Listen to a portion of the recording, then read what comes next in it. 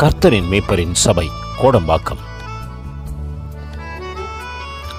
Lord shepherd search இன் கோடம்பாக்கம்.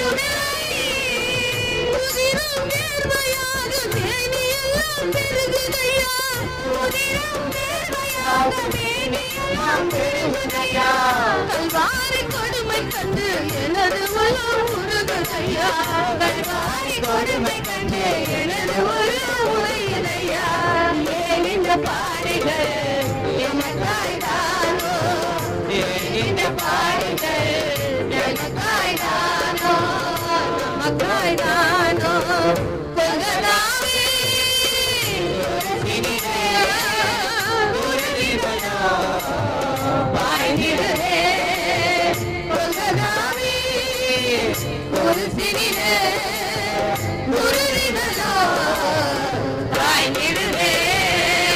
மகிமையின் தேவன் மகிழல் முனே மனு கசந்தழலினா,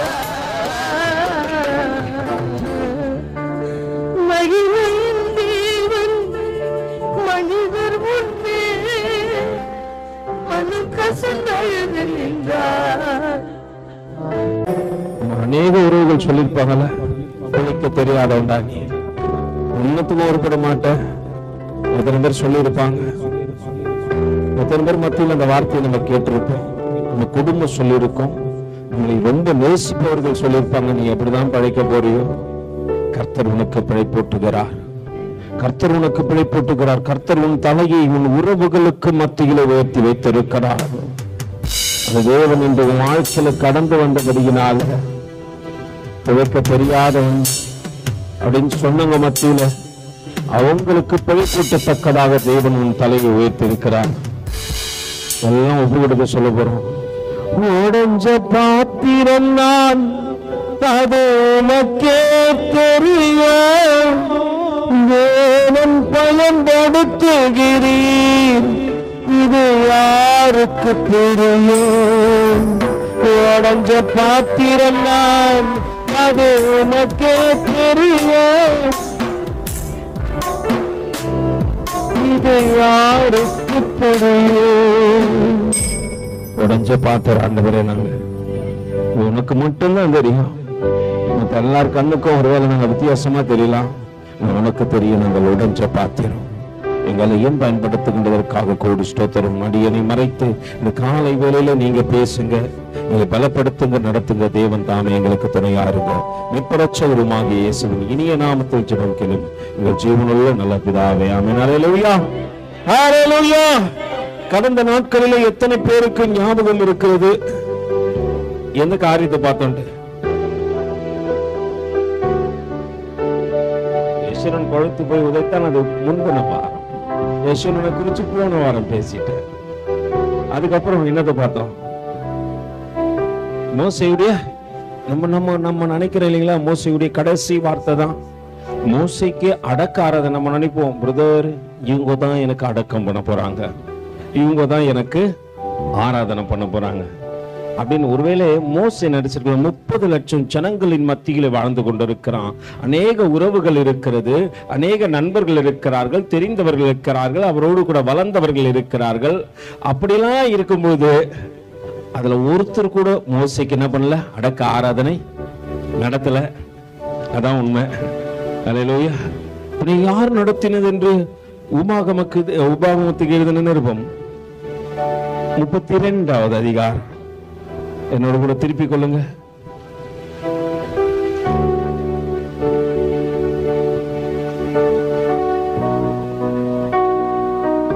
முப்பத்தி 32வது அதிகாரத்துல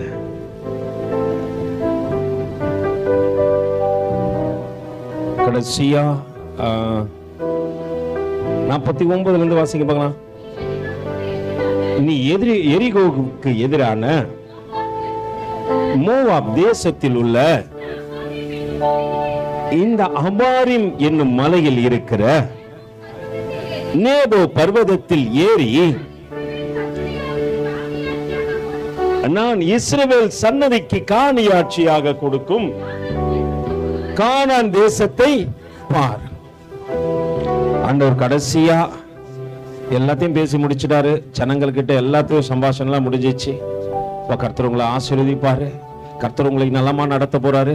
இந்த மட்டும் நடத்தி வந்த தேவனை நீங்கள் ஒரு நாள் என்ன பண்ணாதீங்க, இனி மறந்து விடாதீர்கள். ஒரு காரியம் புரிந்து கொள்ளுங்க. மோசே கடைசியா தன்னுடைய வார்த்தைகளை உதித்து விட்டு கடந்து செல்கிறான். என்ன மறக்கலாம்? நான் நடத்தி வந்ததை மறக்கலாம், நான் கோவப்பட்டதை மறக்கலாம், உங்களிடத்தில் அன்பாய் பேசினதை மறக்கலாம். ஆனால் நம்மை நடத்தி வந்த தேவனை ஒரு நாளும் மறக்காதே. நான் நிரந்தரம் அல்லாதவன் என்பதை ஆண்டவர் உணர்த்த விரும்புகின்றார். எந்த மனுஷனும் இங்க நிரந்தரம் கிடையாது. மோசே அத்தனை ஜனங்களுக்கு முன்பாக நல்ல மாடலா இருந்தான். யோசுவாவுக்கு உயிரை போல இருந்தான். யோசுவா கொஞ்ச நேரம் கூட விட்டு பிரிய மாட்டான். அப்படி இருந்த மோசே இப்ப சொல்றாருப்பா, நீ யார வேணாலும் மறந்துரு, ஆனா ஆண்டவர் ஒரு நாள் என்ன பண்ணாத மறக்காத என்று சொல்வது மட்டும் இல்ல, ஆண்டவர் அவனுக்கு கிருபை செய்றார். ஏன்னா கண்ணலை இடத்துல பேச சொன்ன போய் அடிச்சுட்டாரு. ஒரு முறைக்கு 2 முறை அடிச்சுட்டாரு. இதுக்கு முன்னாடி மோசே கானானுக்குள்ள போனா தேவன் அவர்கள் கண்களுக்கு தெரிய மாட்டார். யாருதான் தெரியுவான்னு சொல்லுங்க, யாருதான் தெரியுவா? மோசே தான் தெரிவார். மோசே தான் கடவுளை போல ஆயிடுவார். ஏன்னா ஒரு நாள் 2 நாள் இல்ல, இவங்க பண்ண அக்குறுமா அநியாயத்துக்கெல்லாம் அல்லேலூயா. எதனா பிரச்சனைனா யாரதான் முறைப்பானுங்க ஸ்ட்ரைட்டா போயிட்டு. அல்லேலூயா. எங்க இருக்கிற கோபத்தையும் யாருக்கிட்ட தான் காட்டுவாங்க. அல்லேலூயா. வீட்டுல அவன் சண்டை போட்டுன்னு வருவான், ஸ்ட்ரைட்டா மோசே கிட்ட வந்து சொல்லுவான், எங்களுக்கு இதுதான் கூட்டு வந்தியா, அங்க குழி இல்லைன்னா இங்க கூட்டு வந்து குழி தோண்டுகிற. அல்லேலூயா. நல்லா புரிஞ்சு கொள்ளுங்க. எங்க இருக்கிற பிரச்சனையை யாருக்கிட்ட தான் வரும்? நான் சில நேரத்தில் நினைப்பேன், ஊழியக்காரனா இருந்தா சில எல்லாம் சொல்லுவாங்க, ரொம்ப போராட்டம் பிரதர் போராட்டம். ஊழியக்காரனா நின்னாதான் தெரியும். நீங்க என்னதான் பண்ணாலும் ஸ்ட்ரைட்டா யாருதான் போன் வருது? சரி, ஒருத்தருக்கு வந்தா பரவாயில்ல, எல்லாருக்குமே என்ன பண்றீங்க? இது கேட்க கூடாதா, இது சொல்லக்கூடாதா? சொன்ன கேட்டாதானே அவன் சொன்னா நீங்களும் அவங்கள மாதிரிதான் பேசுறீங்க. அல்லேலூயா. நல்லா புரிஞ்சு கொள்ளுங்க. அப்போ மோசே எல்லா ஜனத்திலையும் பேசி பேசி பேசி பேசி என்ன பண்றான்? 40 வருடங்கள் நடத்தி வந்து அவன் அவர்களை தவற விடவில்லை, சரியான இடத்துல சேர்த்து விட்டான். இப்ப அவங்களுக்குள்ள பாகம் பிரிக்கிறது வேற காரியம்.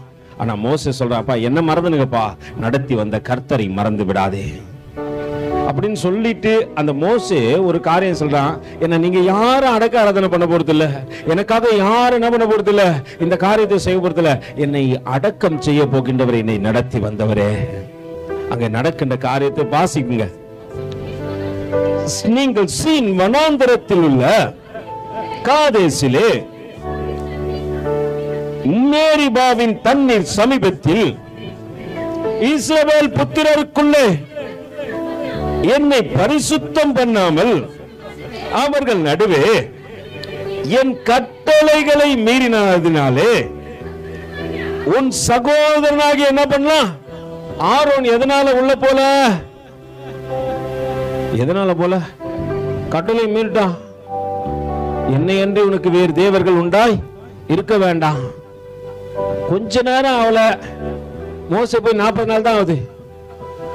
40 நாள்ல மோசேக்கு போட்டோ வச்சு மாலை மாட்டி மோசே போய் சேர்ந்துட்டாரு.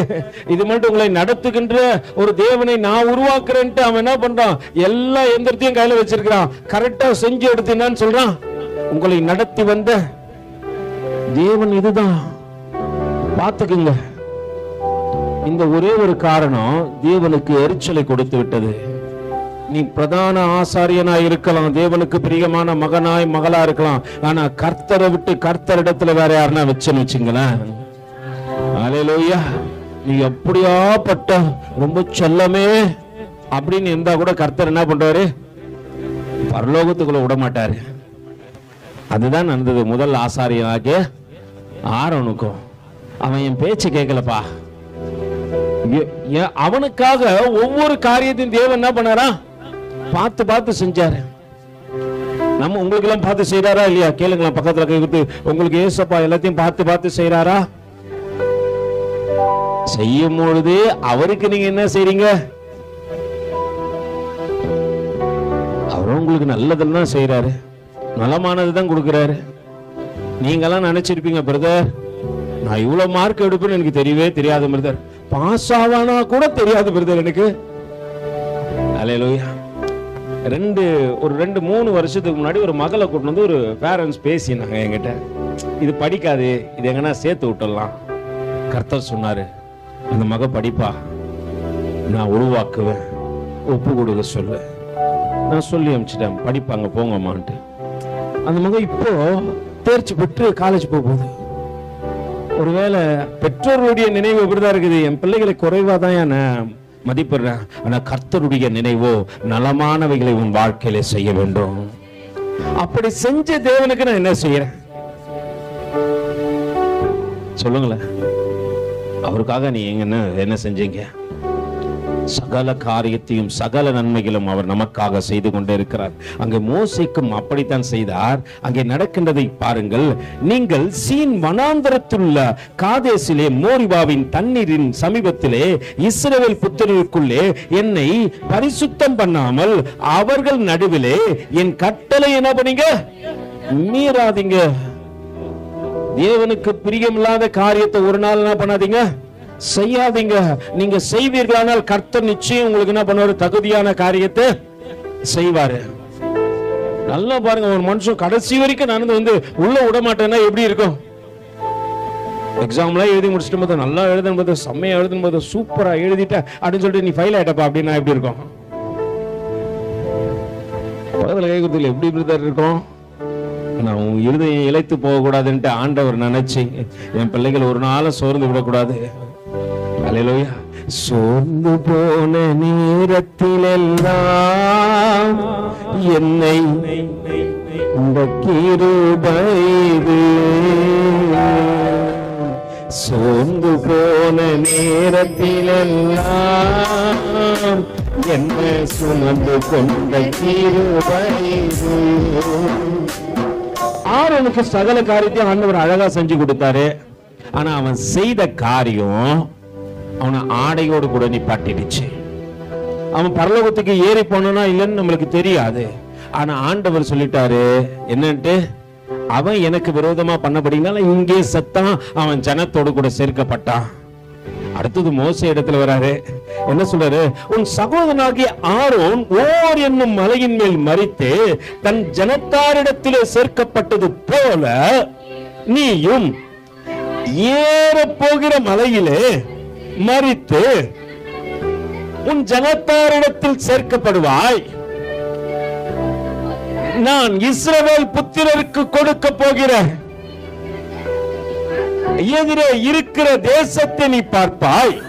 ஆனாலும் அதற்குள்ள என்ன பண்ணல மோசே ரொம்ப எங்க பார்த்தாலும் உண்மையா இருந்தா. ஆண்டவர் என்ன சொல்றாரப்பா, கானானுக்குள்ள நீ என்ன பண்ண மாட்ட? ஆண்டவர் இவ்வளவு தூரம் கூட்டின்னு வந்தேன். ஆண்டவர் ஜனங்கள் எல்லாம் என்ன நம்பி வந்தாங்க, நான் எல்லாருக்கும் உண்மையா தான் நடந்து கொண்டேன். ஆனா நீ எந்த இடத்துல என்னை விடக்கூடாது, அந்த இடத்துல விட்டபடியினால மோசையும் சொல்ற நீயும் உள்ள போக முடியாது. ஆனா மோசைக்கு தேவன் கிருபை பாராட்டி மோசை முழுசா தூக்கிட்டு போயிட்டாரு. அந்த இடத்துல இருந்து அவருக்கு முடிவு வந்துச்சு, மாற்றம் கிடைச்சிச்சு. ஆனா மோசையும் முழுசா என்ன பண்ணிட்டாரு? அவரு தூக்கிட்டு போயிட்டாரு. ஒரு நாள் இயேசு வானவரின் நாட்களிலே மோசேயும் எலிசாவும் வந்தார்கள் என்று நம் வேதத்தில் வாசிக்கிறோம். அப்ப அவங்க எங்கதான் இருந்தாங்க? எங்கதான் இருந்தாங்க? பரலோக வீட்டிலே இருந்தாங்க என்று நம்ம பார்க்கிறோம். அல்லேலூயா. என்று நம்மையும் தேவன் நடத்தி வருகின்ற விதத்தை கொஞ்சம் யோசனை பண்ணி பாருங்க. நீங்க நினைச்சாதீங்க இவங்க எனக்கு அடக்காராதுன்னா அவங்க எனக்கு அடக்காராதுன்னு, அதெல்லாம் வேணாம். கர்த்தர் யாரை நியமித்து இருக்கிறாரோ அவங்க எனக்கு அடக்காராதனை பண்ண. உன் நம்பிக்கை எல்லாம் ஒரு மனுஷன் மேல இருப்பதை காட்டிலும் கர்த்தர் மேல இருக்கட்டும். அல்லேலூயா. நல்லா புரிஞ்சுங்க. இவங்க பண்ணுவாங்க பிரதர், கடைசி காலத்துல எங்க பிள்ளைங்க தான் பிரதர் எங்களை தூக்கிட்டு போவாங்க. அந்த அம்மா வேளாங்கண்ணி அம்மா நினைச்சிருப்பாங்களா? கட்சியில பொட்டியை நம்ம தான் தூக்கணும். அந்த அம்மா நம்ம பிள்ளைங்களா நம்ம பிள்ளைங்களா இருப்போமே தவிர. அல்லேலூயா. நல்லா புரிஞ்சுங்க. நீங்க நினைச்சிடக்கூடாது இவங்க தான் செய்வாங்க அவங்க தான் செய்வாங்க. நான் யாரையும் வேறு பிரிச்சு யாரையும் வேதனைப்படுத்த விரும்பவில்லை. ஆனால் உன் நம்பிக்கை தேவன் மேல் இருக்கட்டும் என்று சொல்லுகின்றேன்.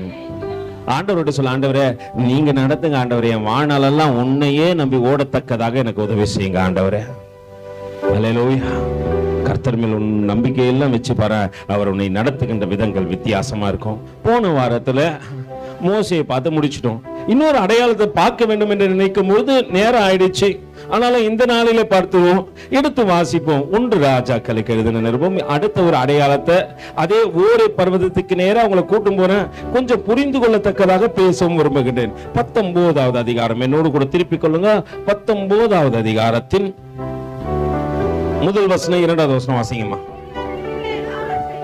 எலியா செய்த எல்லாவற்றையும் அவன் தீர்க்கதரிசிகள் எல்லோரையும் பட்டயத்தாலே கொண்டு போட்டு செய்தி அனைத்தையும்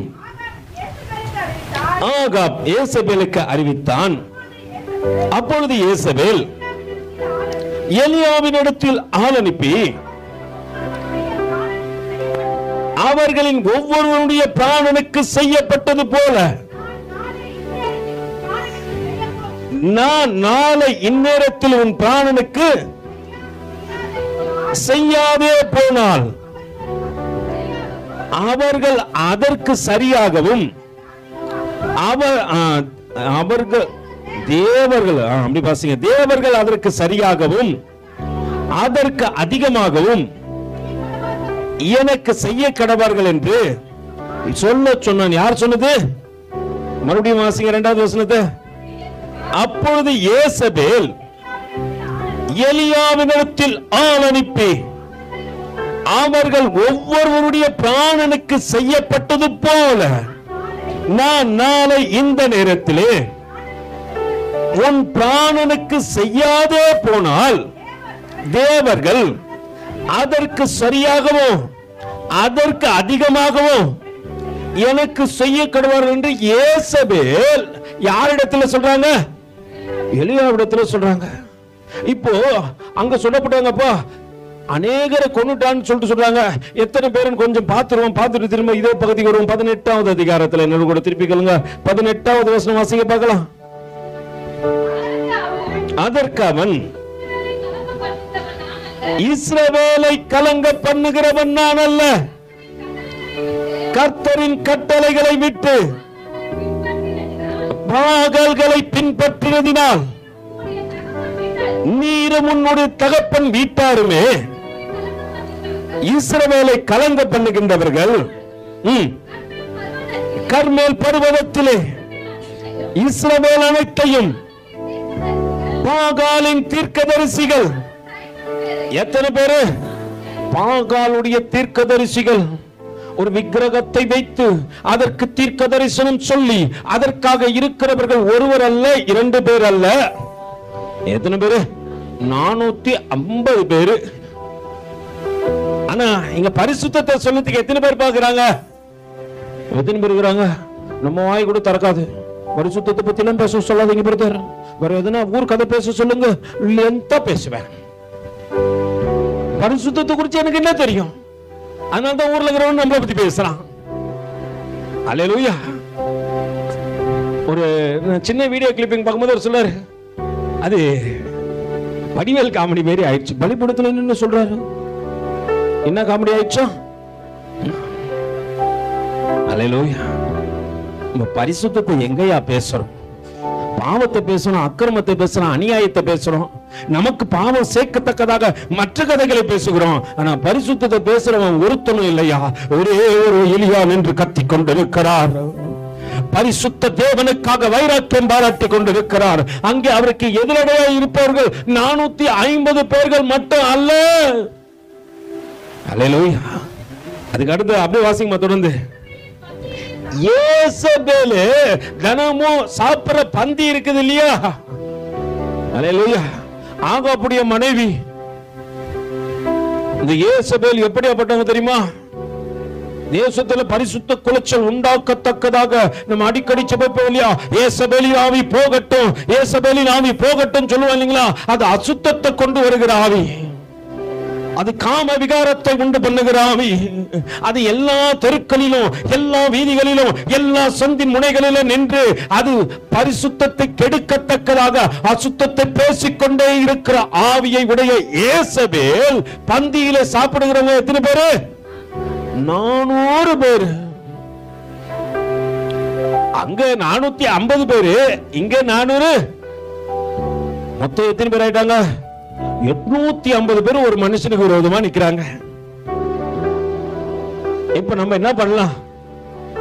ஐயோ பிரதர், கூட்டம் பெருசு பிரதர், ஒண்ணுன்னா தெரியும், நம்மளை போட்டு குமிக்கி எடுத்துருவாங்க. அங்க பரிசுத்தத்தை பேசுறதுக்கு ஒரு மனுஷன் இருக்கிறான். அவன் சொன்னா வானத்திலிருந்து மழை வராது. 3 ஆண்டு காலங்கள் தேசத்துல பஞ்சம் வந்துடுச்சு. ஒருத்தனும் அங்க பேச முடியாதபடிக்கு அசுத்தத்தை பேச முடியலையா? அவன் என்ன பண்றான்? ஐயோ பஞ்சம் வந்துடுச்சு. ஒரே ஒரு தீர்க்கதரிசி தேவனுக்கு நேரா எழும்பி நின்று தேவ சமூகத்திலே கதறி அழுது முழங்கால் படியிட்டு, தேவனே, தேசம் பாழாய் கிடக்கிறது,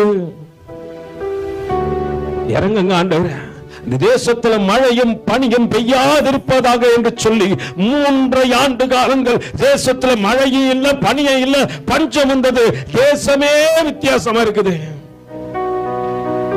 ஏன்னா பரிசுத்தத்தை பேசுற ஜனங்கள் இல்லையா, பரிசுத்தத்தை குறிச்சு கவலை இல்லையா, எதை பத்தி யோசிக்கிற ஜனங்கள் இல்லாதபடிக்கு அவர்கள் தங்களை குறித்து யோசிக்க ஆரம்பித்தார்கள்.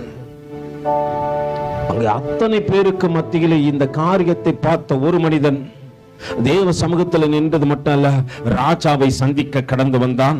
ராஜாவிடத்தில் சொல்கின்றான், அப்பா, யார் உண்மையுள்ளவர்கள் என்று பார்ப்போம், யாரு தேசத்தை கெடுக்கின்றார்கள் என்று பார்ப்போம் என்று இந்த பேசின மனுஷன் சும்மா சொல்ல, உன்னிடத்தில் இருக்கிற 450 பேரும் உன் மனைவி பந்தியில உட்கார்ந்து 400 பேர் சாப்பிடறான் இல்லையா, தேசத்தை கெடுக்க, பரிசுத்த குலைச்சல் உண்டாக்கத்தக்கதாக அவர்கள் தேவனுக்கு விரோதமாய் எழும்புகின்ற ஜனங்களை எல்லாரையும் வர சொல்லு. அது மட்டும் இல்லாதபடிக்கு எலியா இன்னொரு காரியத்தை இங்க செய்யறாரு. என்னவா? வாசிங்கமா அப்படியே. யேசபேலின் பந்தியில சாப்பிடுகிற தோப்பு விக்கிரகத்தின் என்ன விக்கிரகம்? அல்லேலூயா. நீங்க பார்த்தது இல்ல, ஒரு பெரிய இடத்தை வாங்கி ஒரு பெரிய சிலையை நாட்டி ராத்திரி எல்லாம் ஆடுறானுங்க. நமக்கு அதை பத்தி கவலை இல்ல. என் தேசம் அழிகிறது, என் ஜனங்கள் அழிகிறார்களே, எனக்கு கவலை இல்லாதபடிக்கு ஒரு வாழ்க்கை. என் வாழ்க்கை விருதுமா, என் பிள்ளைங்க கெட்டு போது, என் உறவுகள் கெட்டு போது, எனக்கு வர வேண்டிய காரியங்கள் வரலையே, என்ன ஏக்கெல்லாம் அதுதான்.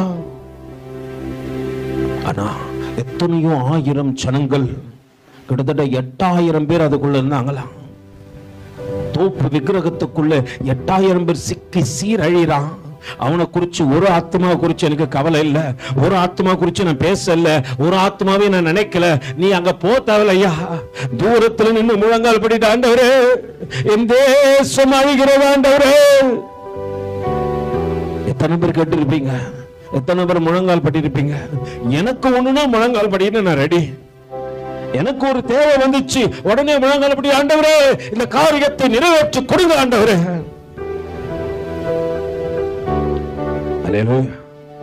பாரத்துக்கேறும் படிகள் போலவே என் பாதை தோன்ற பண்ணுமையா எந்தன் தேவனே. புத்தி சேரத்தக்கதாக ஒரே ஒரு மனுஷன் தான் இருக்கிறான். அங்க நடக்கின்ற காரியத்தை பாருங்க. 400 பேரையும் என்னிடத்துல கூட்டிக் கொண்டு வா, ஆட்களை அனுப்பும் என்றான். அப்படியே ஆகாப் இஸ்ரவேல் புத்திரர் எல்லோரிடத்திலும் ஆட்களை அனுப்பி கர்மேல் பர்வதத்தில் அந்த தீர்க்க தரிசிகளை, யாரு? அநியாயத்தை சொல்றவன் தீர்க்க தரிசி, அக்கிரமா பேசுகிறவன் தீர்க்க தரிசி, அவர்களை கூடி வர சொல்வதற்கு ஒரு ராஜா.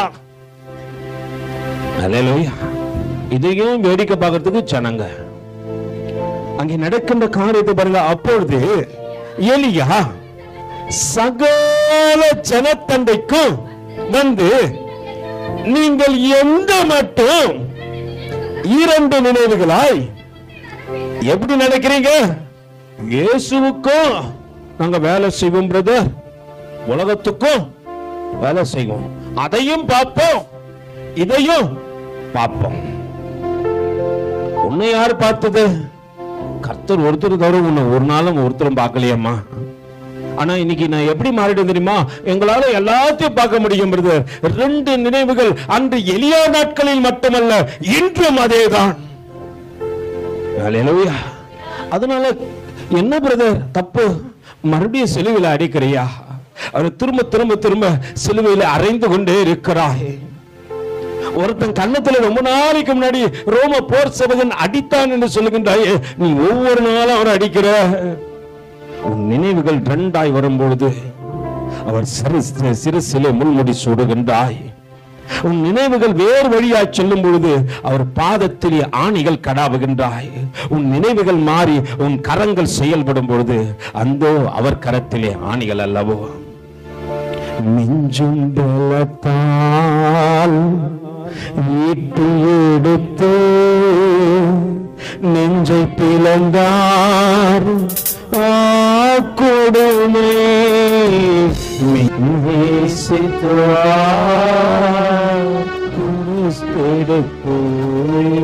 அன்னைக்கு மட்டும் இல்ல, இன்னைக்கும் இதே மனநிலைதான். ஜனங்களுக்குள்ளாக இருக்கிற மனநிலையை அன்று எலியா சொன்னது போல இன்று யாரோ ஒரு மனிதன் கத்திக் கொண்டிருக்கிறான். எந்த மட்டும் குந்தி குந்தி நடப்பீர்கள், எந்த மட்டும் ரெண்டு நினைவோடு கூட வாழ்ந்து கொண்டிருப்பீர்கள். அல்லேலூயா. இன்னும் மாற்றம் இல்லை பிரதர். என் மாற்றம் எப்போ வரும் சொல்லுங்க? சொல்லிருக்கலாம் மாற்றம் வரும், பாத்துக்கிறீங்களா? அவங்களுக்கு ஒரு தேவ சமூகத்தில் இருக்கணும், அப்படியே மாறிடுவான். அல்லேலூயா. அவனால அந்த ஆளை அப்படி பார்க்க முடியாது. பாப்போம் பிரதர், என்ன பிரதர் சீக்கிரம் வந்துட்டுக்கிறீங்க?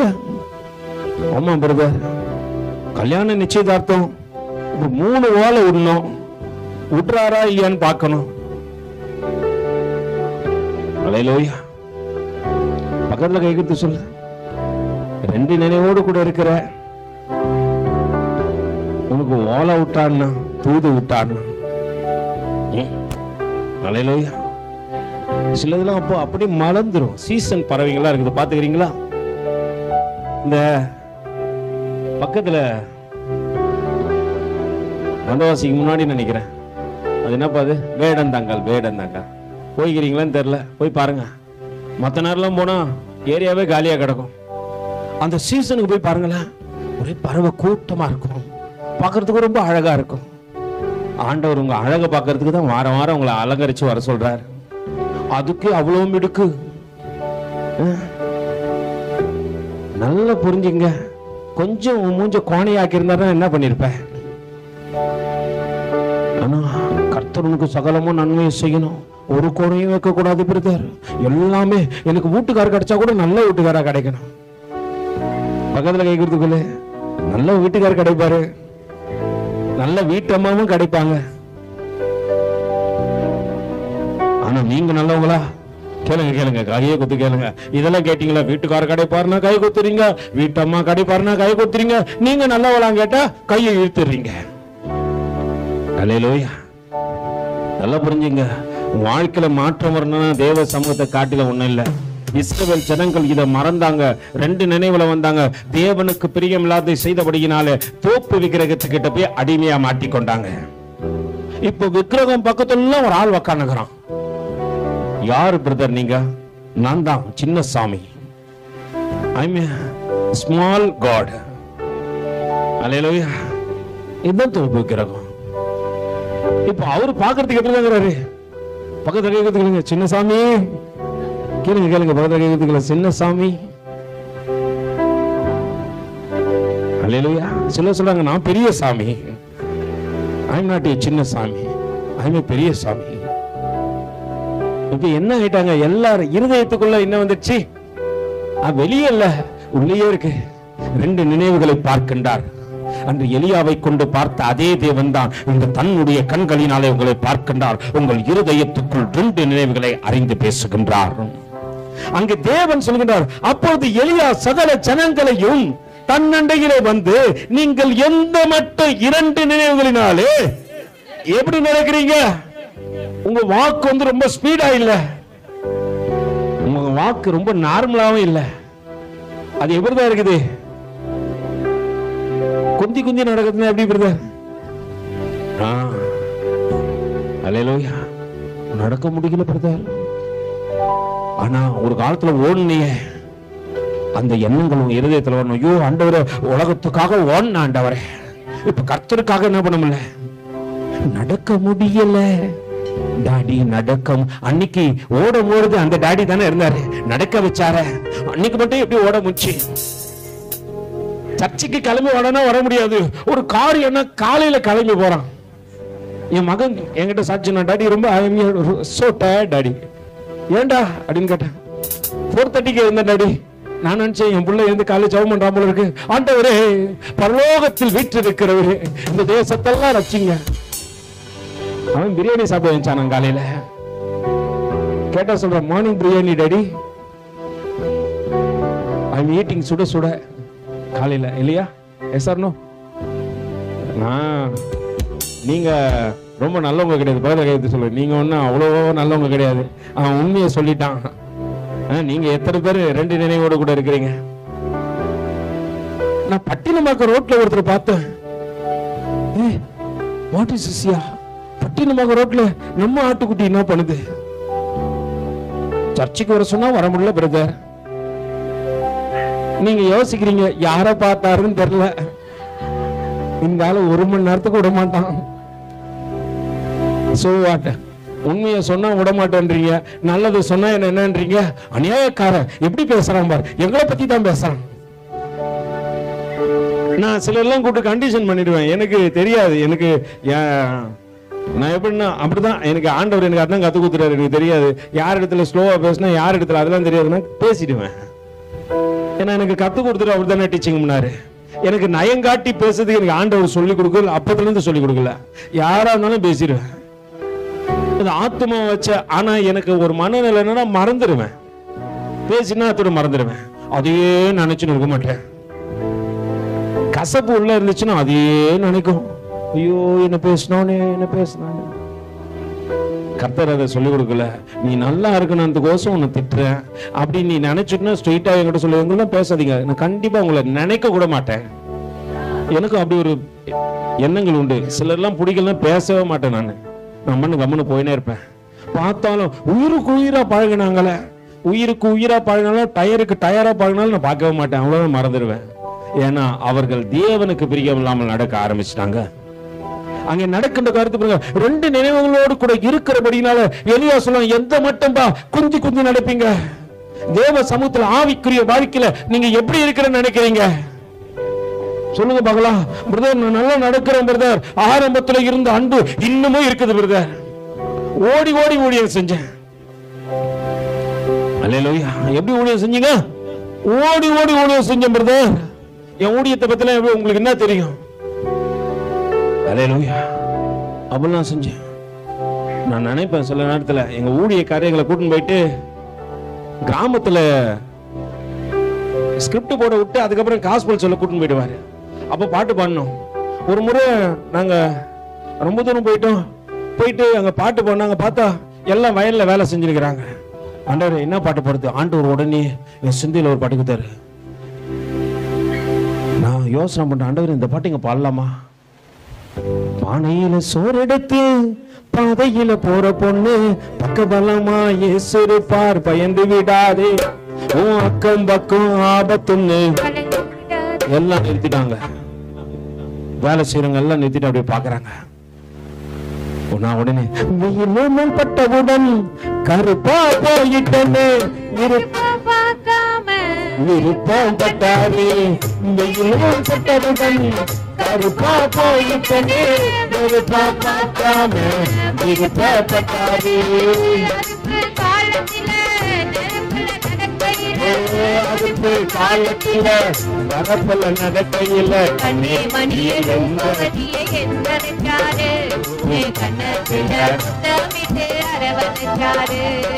கண்ணே மணிய ரூபவதியை என்றடிச்சாரு, என் கண்ணத்துல முத்தமிட்டு அரவணைச்சாரு.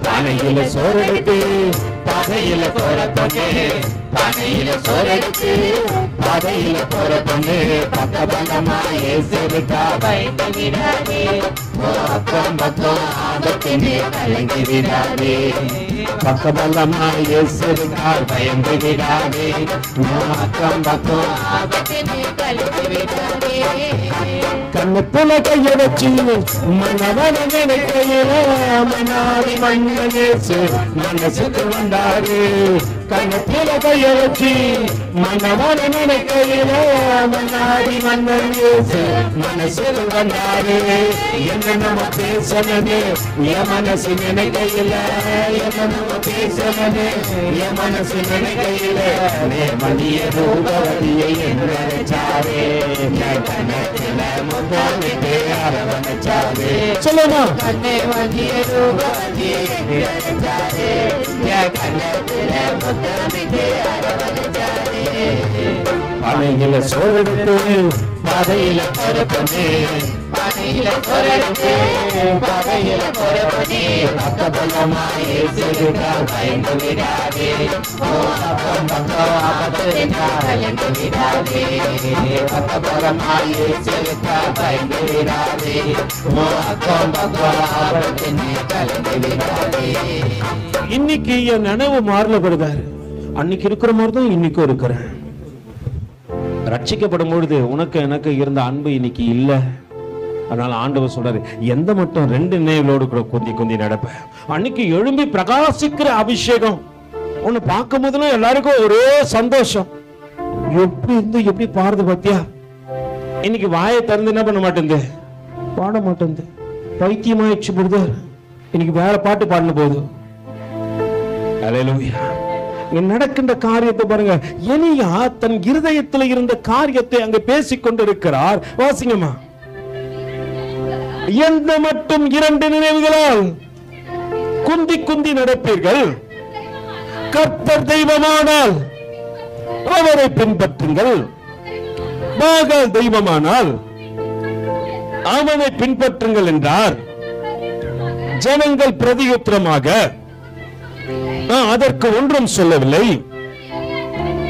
அப்பொழுது எலியா ஜனங்களை நோக்கி,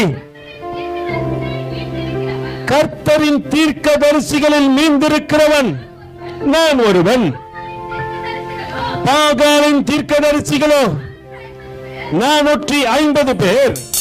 இப்பொழுது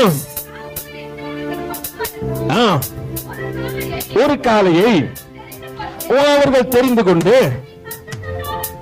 அதை சந்து சந்தாக துண்டித்து, நல்லா புரிஞ்சுங்க, அதை சந்து சந்தா துண்டிச்சு நெருப்பு போடாம விறகு மேல வைக்கட்டும். ஆனா இப்ப ஜனங்களுக்கு முன்னாடி அவர் பேசுறாரு, ஒரே ஒரு தீர்க்கதரிசியா இருக்கிறேன். ஏசப்பாக்கு பரிசுத்தத்தை குறிச்சு சொல்லிட்டு யார் தான் வருது? நம்ம கூட சொல்லிடலாம், எல்லாருக்கும் முன்னாடி நாங்க தான் பர்ஃபெக்ட், நான் எல்லாருக்கும் முன்னாடி பேசிடலாம். ஆனா கர்த்தருக்கு முன்னாடி பேசணும். இதே வார்த்தையை எலியா ஆண்டவரோட சொல்றாரு. அப்ப ஆண்டவர் என்ன சொல்றாரு அப்புறம் பாப்போம். ஆனா இப்ப ஜனங்களுக்கு ஒண்ணும் தெரியல. ஆமாப்பா, அவ்வளவு பேர் 450 பேர் நம்ம மத்தியில யாரு இருக்கிறது? எலியா மட்டும்தான் இருக்கிறாரு அப்படின்னு சொல்லிட்டு பேசுறாங்க. அங்க நினைக்க காரியத்தை கவனிங்க. அவங்க எல்லாரும் என்ன பண்ணுங்க, சந்து சந்தா துண்டித்து கொண்டு வந்து மேல கட்டைய மேல அடக்குங்க. நானும் அப்படியே செய்து விறகுகளின் மேல் வைப்பேன். நீங்கள் உங்கள் தேவனுடைய நாமத்தை சொல்லி கூப்பிடுங்கள். நான் கர்த்தருடைய நாமத்தை சொல்லி கூப்பிடுவேன். அப்பொழுது அக்கினியினால் உத்தரவு அருளும் தெய்வமே தெய்வம் என்றான். அதற்கு ஜனங்கள் எல்லாரும், இது நல்ல வார்த்தைப்பா, அல்லேலூயா, உண்மையான தெய்வம் யார் என்பதை காட்ட வைராக்கியத்தோடு கூட ஒரு மனுஷன் இருந்தா அந்த மனுஷனுடைய சத்தத்தை கேட்கிற எல்லாரும் சொல்றாங்க, இதான் நல்ல வார்த்தை. நீங்க எத்தனை பேர் பேசி, அம்மா நீ பேசுறது நல்ல வார்த்தை, நாங்க மூடு வாய, எனக்கு தெரியும் பேச, உனக்கு தான் பேச தெரியுமா, எனக்கு பேச தெரியாதா? அல்லேலூயா. சொல்லிக்கிறாங்களா இல்லையா? நீ நியாயம் போய் சொல்லுவ. அல்லேலூயா. உன் நியாயத்தை கேட்கறது இங்க ஒருத்தரும் கிடையாது. பரிசுத்தத்தை சொல்லிட்டு வந்து நேரம் திரும்பி பார்க்காத. அல்லேலூயா. உன்னை தேவன் எதற்கு தெரிஞ்சுக்கொண்டாரு? நியாயம் பேச போன பிரதர். எதுக்குள்ள? புறஜாதிகளுக்கு என்ன பேச போனியா? நியாயம் பேச போன. நியாயத்தை யாரும் கேட்க விரும்பல, போயிடு. நீ தேவனை குறிச்சு பேசு, கர்த்தர் நிச்சயமாய் கேட்கின்ற காதுகளை வைப்பார். அங்க நடக்கின்ற காரியத்தை பாருங்க, வாசிங்கம்மா. அப்பொழுது இல்லையா பாகாலின் தீர்க்க தரிசிகளை நோக்கி, நீங்கள் அநேகர் கிட்டத்தட்ட 850 பேர் இருக்கிறபடியால் நீங்களே முந்தி ஒரு காளையை தெரிந்து கொண்டு அதை ஆயத்தம் பண்ணி நெருப்பு போடாமல் உங்கள் தேவனுடைய நாமத்தை சொல்லி கூப்பிடுங்கள் என்றான்.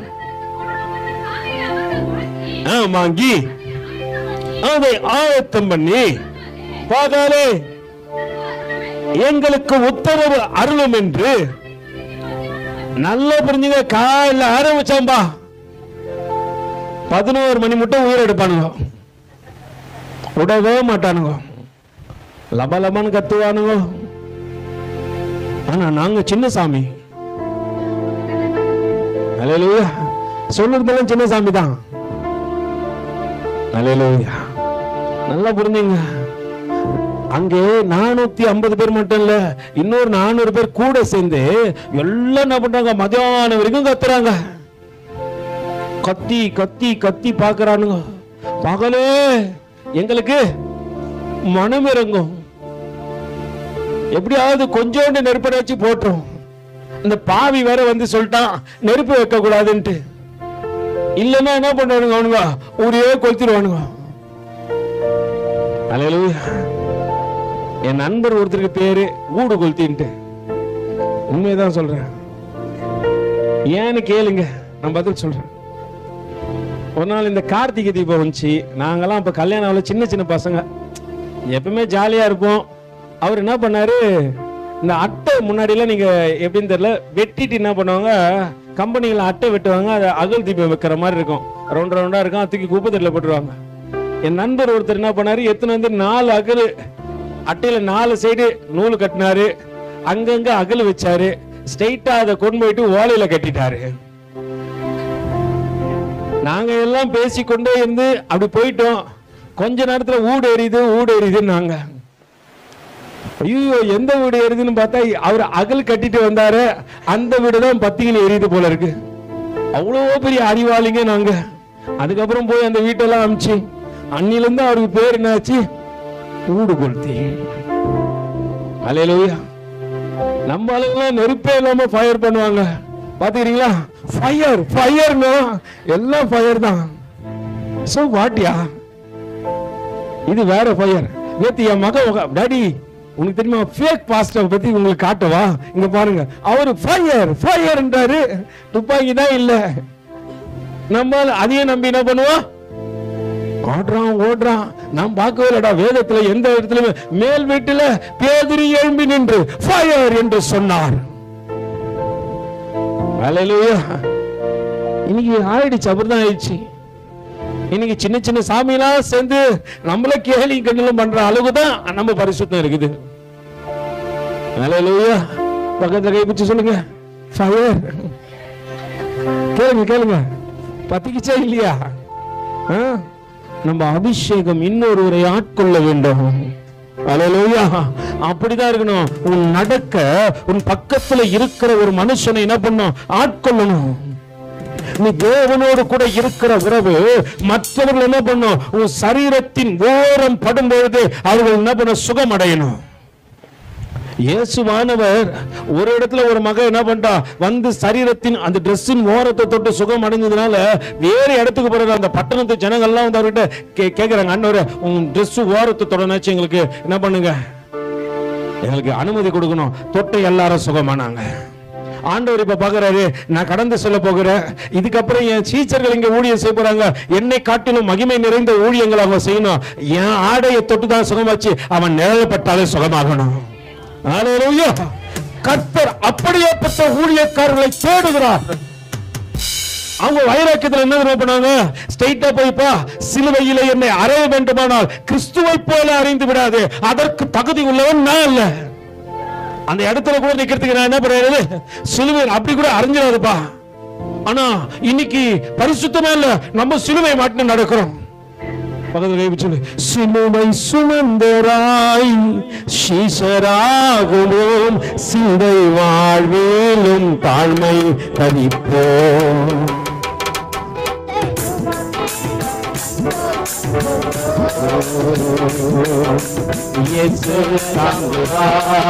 ஒரு சகோதரனை தெரியும், கும்பலை பார்த்துட்டா போதும் பைபிள் எடுத்து பாப்பல.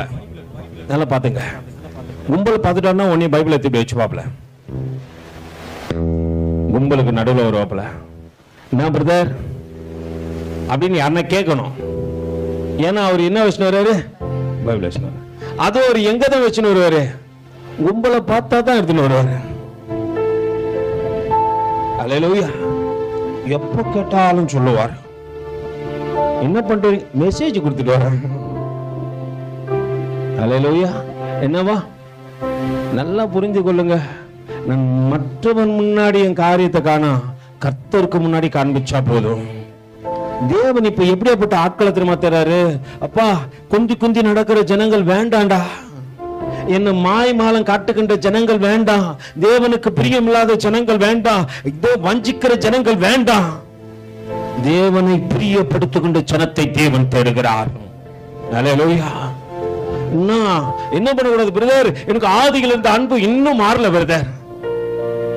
ஆதியில ஓடுன ஓடிக்கொண்டே இருக்கிறேன், இன்னமும் ஓடுறேன்.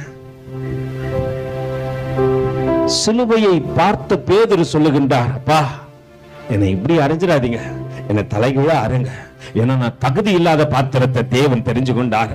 படிப்பு இல்லையா, மேன்மை இல்லையா, எனக்கு ஒன்றும் தெரியாத போது நான் வழி விலகி ஓடும் பொழுது, தேவன் வேண்டாம் என்று இருக்கும் பொழுது என்னை தேடி வந்தவர் அவரு. அல்லேலூயா. மத்த உறவுக்காரன் தேடி வரலப்பா, தெரிஞ்சவன் தேடி வரலப்பா, என் முன்னோர்கள் செய்தது என்னாலே தேவன் என்னை தேடி வந்து சொன்னார், யோனாவின் குமாரனாகிய சீமோனே, என் மீது அன்பா இருக்கிறியான்ட்டு என்னை கேட்டவர் அவரே. நான் எத்தனை முறை வழி விலகி போயிருப்பேன்பா, எத்தனை முறை தூரம் போயிருப்பேன்பா. யாராவது ஒரு மனுஷனை கொண்டு தேவன் என்னை தேடி வந்தாரே தவிர எந்த மனுஷனும் என்னை தேடி வரல. இன்னைக்கு நம்ம நாள எப்படிதமா குஞ்சு குஞ்சு நடக்கிறோம். ஆண்டவருக்குள்ள வந்து வருடங்கள் பல ஓடிவிட்டது பிரதர். அதுக்கு ஒரு பெரிய சாக்கு வச்சிருப்போம். ஏன்டா சர்ச்சுக்கு வரல, வயிறு வலிக்குது. அல்லேலூயா. மத்த நேரத்துல என்ன வலிக்க மாட்டேங்குது, வயிறே வலிக்க மாட்டேங்குது. என் மகன் ஒருத்தங்கிறான், எப்ப கேட்டாலும் தூங்கிட்டேன் டாடி. நான் செல்லமா சொல்ல, தூங்கு மூஞ்சி, உன் கல்யாணத்திலும் தூங்கிரு செல்லம். அல்லேலூயா. அன்னைக்கு தூக்கம் வராது அவருக்கு, ஒரு நேரம் மூச்சுன்னு இருப்பாரு. உன்னப்பாவே இருக்கிற செல்லமே, காலையில விடிஞ்சாதான் தருவாங்க எல்லாமே. அவரு அப்படிதான் இருப்பாரு. அவரு வேலைக்கு அவருக்கு தூக்கமே வராது. நம்ம அவர் வேலை மட்டும் இல்லை, இங்க நிறைய பேர் இருக்கிறாங்க அப்படிதான்.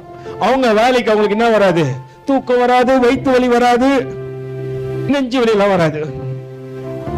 ஆனா ஆண்டவரை தேடினா என்ன வந்துடும், ஐயோ நம்ம ஒரே மயக்கம், எது வழின்னு தெரியாம திரும்பி வீட்டுக்கே போயிட்டேன். நம்ம நல்லா இப்படிதான். எந்த மட்டும் ரெண்டு நினைவுகளோடு கூட இருப்பீங்க? எலியா கேட்கிறாரு, எந்த மட்டுமா இருப்பீங்க?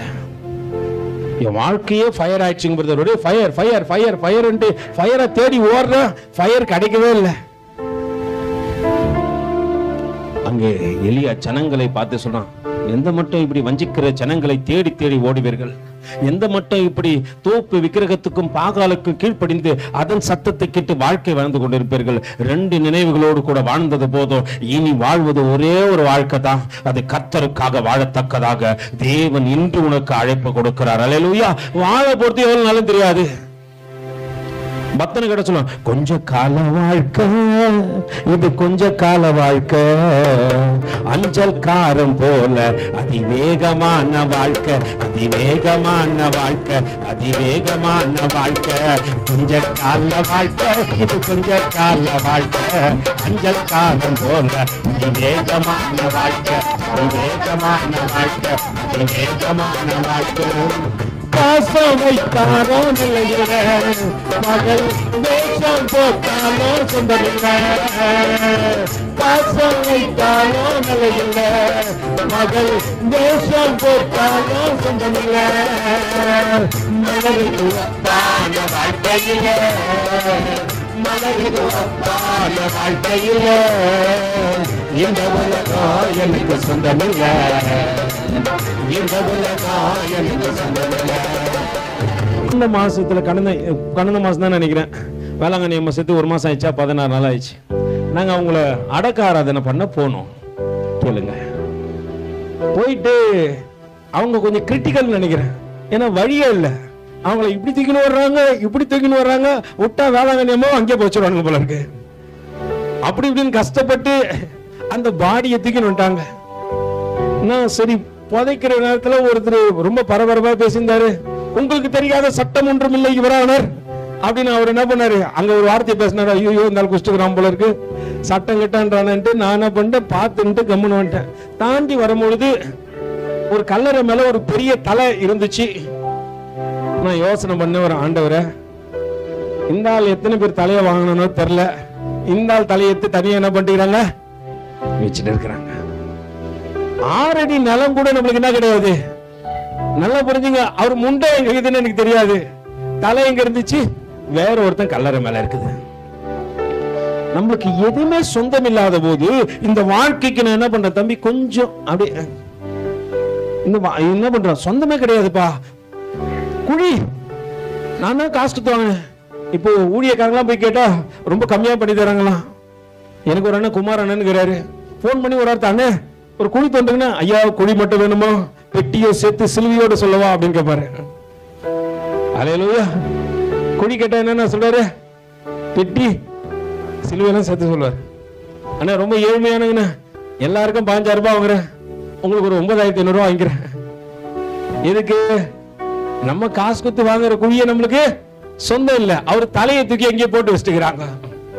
உடம்பு எங்க இருக்குதுன்னு தெரியல, கையை பிச்சு யார் எதுவும் போனாங்கன்னு தெரியல, காலை பிச்சு 6 அடி குழிதான், காசு கொடுத்து வாங்குனதுதான். கொஞ்ச நாள் வரைக்கும் அது எனக்கு சொந்தம் நான் நினைக்கிறேன், ஆனா அதுவே எனக்கு சொந்தம் இல்லை. நான் இந்த உலகத்துல எது செத்தாலும் சொந்தம் இல்லை என்ற போது நான் அதைத்தானே தேடி ஓடிக்கொண்டிருக்கிறேன். நிலையில்லாத வாழ்க்கை, ஒரே ஒரு வாழ்க்கை தான் வாழ போறோம். பேதுருக்கு நல்லா தெரிஞ்சது. பேதுரு மனைவி இருக்கிறாங்க இல்லையா, அவங்க ரொம்ப கிரேட். அவங்க ரோம போர் சேவர்களால ஒரு முறை சுவிசேஷம் சொல்லி கொண்டிருக்கும் போது பிடிச்சிட்டாங்க. இயேசு கிறிஸ்துவை குறித்து சொன்னா அவங்க உடனே கொண்டுடுவாங்க. அவருக்கு முன்னாடி அந்த அம்மா கொல்லும்படியா கூட்டு போறாங்க பேதுரு மனைவியா. அப்போ பேதுரு சொல்றாரு, அம்மா நீ ரொம்ப பாக்கியவதிமா, கொல்ல கூட்டு போறாங்க. அப்ப பேதுரு என்ன சொல்லி அனுப்புறாரு, எனக்கு நிம்மதி அப்படின்னு சொல்ற கணவன் மத்தியில நீ ரொம்ப பாக்கியவதி அப்படின்னு சொல்ற ஒரு கணவன். ஏன்னு கேக்குறாங்க, எனக்கு முன்னாடி பரலோகத்துக்கு நீ போயிடுவோமா, நீ செய்த ஊழியத்தை தேவன் நினைத்தருளினார், உன் நாட்கள் முடிந்து விட்டது என்பதை தேவன் முன்குறித்தார். இது எந்த மனுஷனும் முன்குறிச்சதில்ல, தேவனே முன்குறிச்சாரு, உன்னை பரலோகத்துக்கு கூட்டு போகிறாரு. அதனால நீ பாக்கியவதி, உனக்கு பின்னாடி வர போறேன், நான் கொஞ்சம் நாட்கள் கழிச்சுதான் வர போறேன். ஏன்னா எனக்கு கொடுக்கப்பட்ட ஊழியம் முடியல. நல்லா புரிஞ்சுங்க, நம்ம வாழ போற வாழ்க்கையை நியமித்தது தேவன் தான். இதுல நான் ஒழுங்கா வாழறேனா இல்லையான்னு சொல்லிட்டு எனக்கு தேவன் ஒரு பெரிய டெஸ்ட் வைக்கிறாரு. இந்த டெஸ்ட்ல நான் தேர்ச்சி பெற்றேனானால் நான் பரலோக வீட்டுக்கு போயிடுவேன். தேர்ச்சி பெறாவிட்டால் இங்கே வந்து பிரதர் எங்க அக்காவுக்காக வாடுறேன், எங்க அண்ணனுக்காக வாடுறேன், எங்க அம்மாவுக்காக வாடுறேன், எங்க அப்பா எல்லாருக்காக வாழ வானான்னு சொல்ல, உங்களை யாருமா வானான்னு சொல்ல. நீங்க என்ன சொல்லுங்க, ஆனா ஒன்னா இதே பேச்சுதான் பேசினுக்கிறாரு இவரு, யாருக்கோசம் வாழக்கூடாதா, வாழு. ஆனா எல்லார காட்டிலும் உன்னை தாயின் கர்ப்பத்திலே முழுவதுமா இந்த பூமிக்கு கொண்டு வந்தார் தெரியுமா ஒரு தேவன், அவருக்காகவும் வாழ கத்துக்கோ.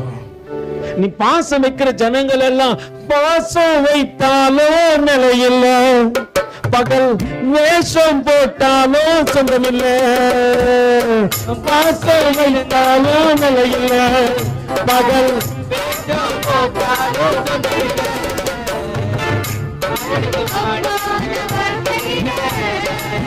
மலருக்கு ஒப்பான வாழ்க்கையில இந்த உலகம் உனக்கு சொந்தமில்லை, இந்த உலகம் உனக்கு சொந்தமில்லை. என்ன வாழ்க்கை, என்ன வாழ்க்கைமா இது? மலருக்கு ஒப்பான வாழ்க்கை. நீங்களாம் மலரை போல ரொம்ப அழகா இருக்கிறீங்களா? ஆண்டவர் சொல்றாரு நிஜமாலுமே.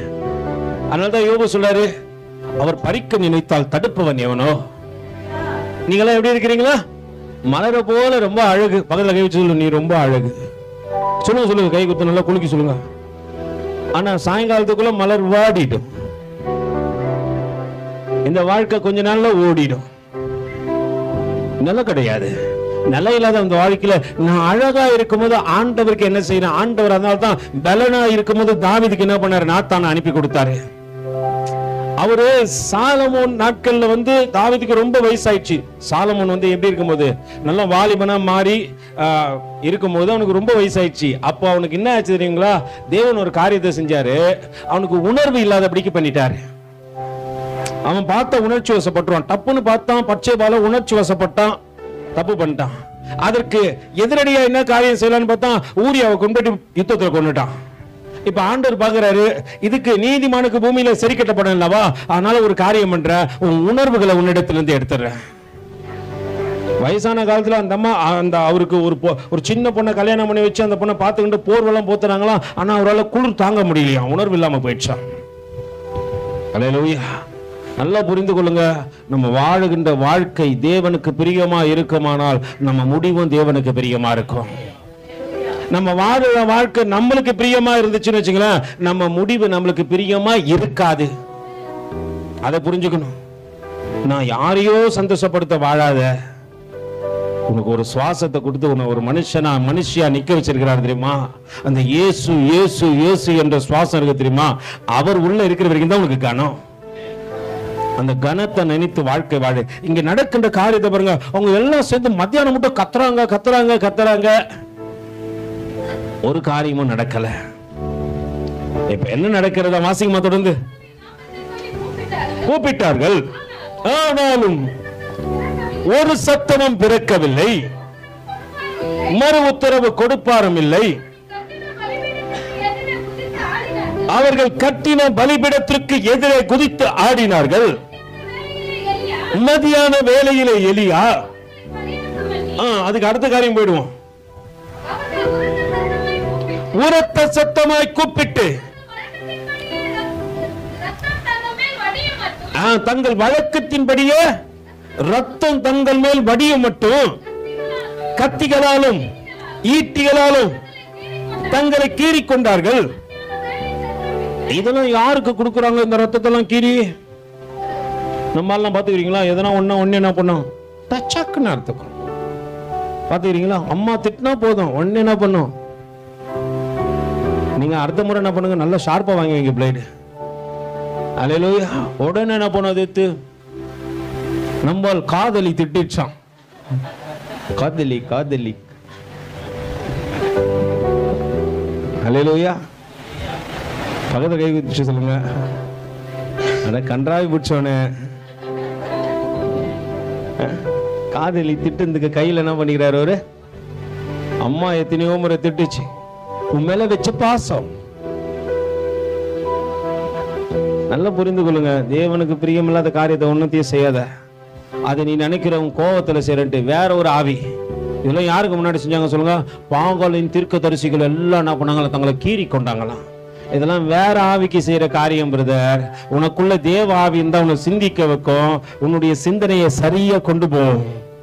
வேற ஆவி இருந்துச்சுன்னு வச்சுங்க, அது உடனே கோபத்தின் மிகுதினால் என்ன பண்ணும்? நீ கோபத்துல என்ன பண்ணலாம்? போயிட்டு இப்படி அறுத்துக்கத்துல விட்டு ஒரு கிட்னி யாருக்குன்னா குத்துட்டு வந்துடலாம். ரொம்ப கோபமா இருக்கும்போது ஹாஸ்பிட்டல் போ, நான் ரொம்ப கோபத்துல இருக்கிறேன், என் கிட்னி யாருக்குன்னா எடுத்து குத்துருங்க அப்படின்னு சொல்லிட்டு குத்துரு. அதெல்லாம் செய்ய மாட்டான். உடனே சரியா அவருக்கு ஏதோ அதை செய்வான். அவரு 2 கோடி தான் போட்டிருப்பாரு, ஆனா பேண்ட் பாக்குறமே அப்படியே 2 நாளைக்கு கையை விடுத்திக்கு தான் சுத்துவாரு. இது பசங்களை மட்டும் சொல்லக்கூடாது, பெண் பிள்ளைங்க ரொம்ப பிரியமானவனே உனக்காக அவர் தான் அர்த்தப்படுற, நானும் அர்த்தப்பேன். இது வேற ஆவிமா. உனக்குள்ள கிரியை செய்வது வேற ஆவி. அது இப்ப இல்ல, கடைசி நாள் வரைக்கும் அர்த்தத்துக்கு நேர்க்கும். இப்ப நீ அர்த்தியா, அப்புறமேட்டு அவர் இருப்பாரு, பிரியமானவளே அல்லேலூயா. ஏன்னா நீ ஆரம்பிச்சு வைக்கிற அந்த ஆவி அது கடைசி வரைக்கும் ஒன்று விடவே விடாது. தேவ ஆவி இருந்துச்சுன்னா என்ன தெரியுமா? அன்பு, சமாதானம், இச்சை அடக்கம், பாவம் இதெல்லாம் மேற்கொள்ளத்தக்கதாக ஞானத்தை உனக்கு கொடுக்கும். இல்லைன்னா உலகத்தின் வழக்கப்படினா வாழ்க்கை வாழ்வீங்க. தேவ சத்தமே அவன் கேட்க மாட்டான், கரெக்டா வருவான். அவனுக்கு எதுனா குத்துற மாதிரி தோணுச்சுன்னா உடனே அப்படியே துறை இறங்கி போவார். பாப்பீங்களா? அங்கே என்ன பண்றாங்க? பாகலுக்கு முன்பாக அத்தனை பேர் நின்று தங்கள் ரத்தத்தை போகத்தக்கதாக காரியத்தை செஞ்சு கொண்டு இருக்கிறாங்க. எலியா இதெல்லாம் பார்த்து கொண்டு இருக்கிறான். வாசிங்கம்மா. மத்தியான வேலை சென்ற பின்பு அந்தி பலி செலுத்தும் நேரமட்டாக சன்னதம் சொல்லிக் கொண்டிருந்தார்கள். ஆனாலும் ஒரு சத்தம் என்னால பிறக்கவில்லை. மறு உத்தரவு கொடுப்பாரும் இல்லை, கவனிப்பாரும் இல்லை. அப்போது எலியா சகல ஜனங்களையும் நோக்கி என் கிட்டே வாருங்கள் என்றான். சகல ஜனங்களும் கிட்டே வந்தபோது தகர்த்தப்பட்ட பலிபீடத்தை அவன் செப்பனிட்டு என்ன பேர் வைக்கிறான்? அவனுக்கு நல்லா புரிஞ்சுங்க, உடைஞ்சு கிடக்கிற இடத்தை உருவாக்குவது இயேசுவானவர் மட்டுமே. அதனால்தான் அந்த பலிபீடத்துக்கு பேர் வைக்கிறான், பலிபீடமே பலிபீடமே பலிபீடமே.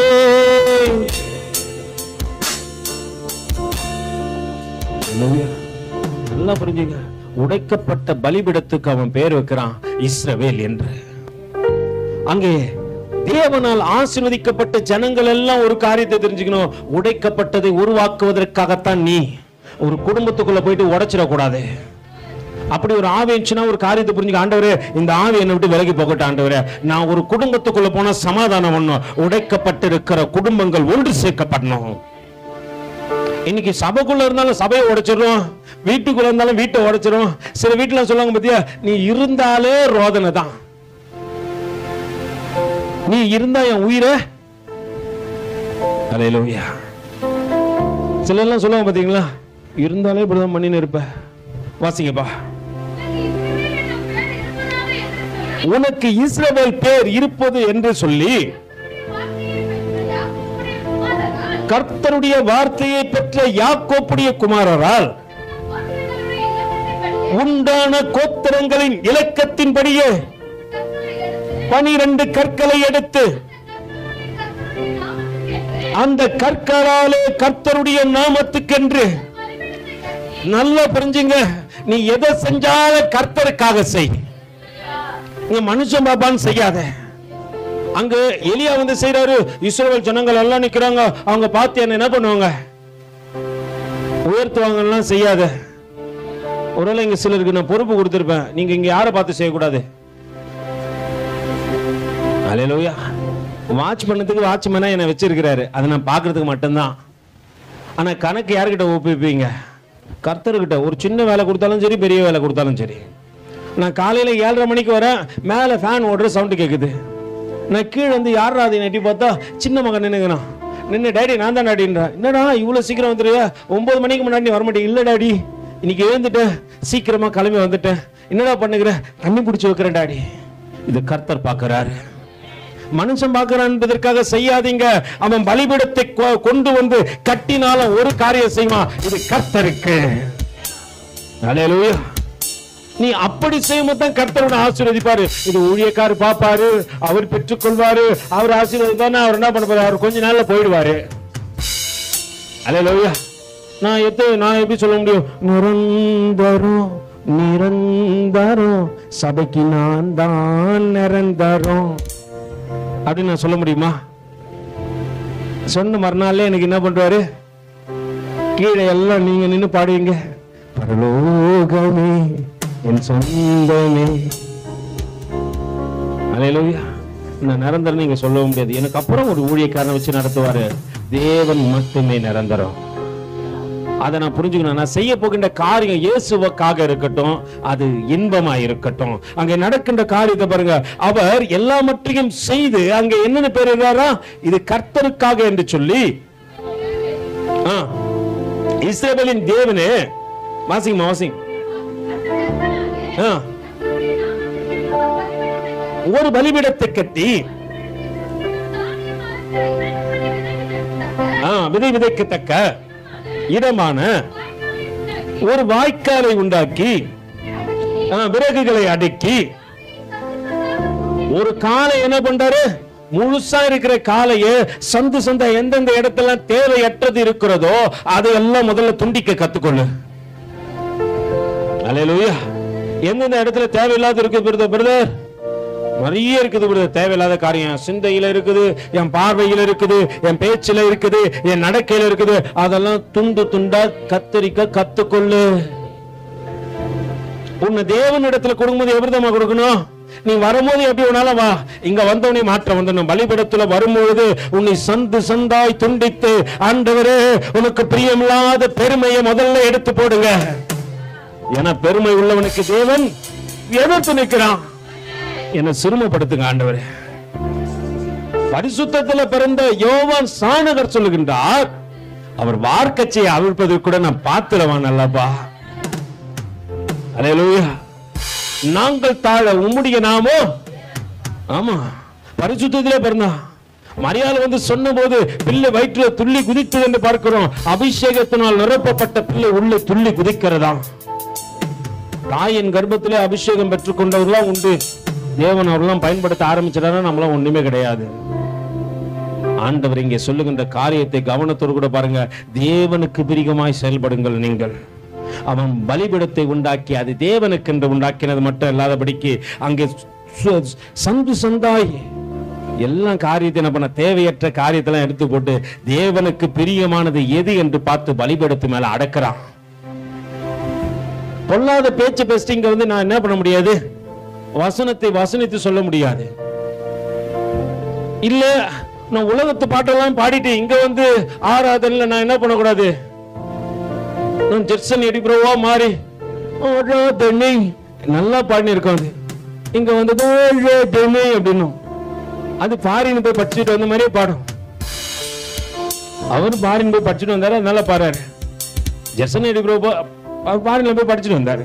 ஆனா அவரை போல என்ன பண்ணும், பாடும். உனக்கு என்ன வருமோ அது பாடு பிரதர். சகோதரனே சகோதரியே உனக்கு என்ன வருமோ பாடு. நான் அப்படிதான் பிரதர். இந்த கழுதையும் பாட வச்சாரு, இந்த தெல்லு பூச்சிக்கும்,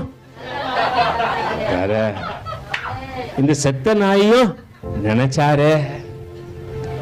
அப்படிதானே பண்ணோம். அதை விட்டு நானும் ஃபாரின் கண்ட்ரில இருந்து இங்க வந்த மாதிரி அப்படிங்க ஆராதனை குத்தா போதும் அப்படியே கையை நீட்டினா இங்க அபிஷேகம் வராது. உன் ஆக்டிங் வேணா எல்லாம் பார்ப்பாங்க. கீழே இறங்கணும்னு சொல்லுவாங்க, ஓவரா பண்ற பார்த்துனே கர்த்தர் மொத்தமா இறக்கிடுவாரு. சிறுமையை கற்றுக்கொள். தேவ சமூகத்தில் ஆண்டவரே எனக்கு இதான் ஆண்டவரே தெரியும், நான் திக்கு வாயன், எனக்கு இப்படிதான் பாட தெரியும், நான் பாடுறேன். சும்மா தப்பு இல்லையே.